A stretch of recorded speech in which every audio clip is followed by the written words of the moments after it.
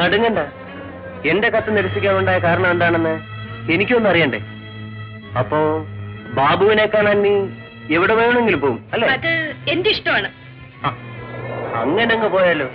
ഇന്ന് രണ്ടിലും നിറഞ്ഞ നിന്നെ ഞാൻ വിടൂ. ഷാൻ, അവളെ വിടൂ. നീ ഇവിടെ വരാതെ പറ്റുമോ? പക്ഷെ ഞാൻ സ്റ്റണ്ടിലൊന്നും വന്നതല്ല.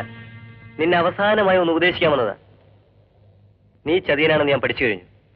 നിന്റെ അച്ഛന്റെ ഗുണം നീയും കാണിക്കുമെന്ന് എനിക്ക് ഉറപ്പുണ്ടായിരുന്നു. അതുകൊണ്ട് തന്നെയാണ് നിന്നെ ഞാൻ പിന്തുടർന്നത്. മര്യാദയ്ക്ക് പോകൂ. ഇന്നലെ വരെ നമ്മൾ ആത്മാർത്ഥ സുഹൃത്തുക്കളായിരുന്നു.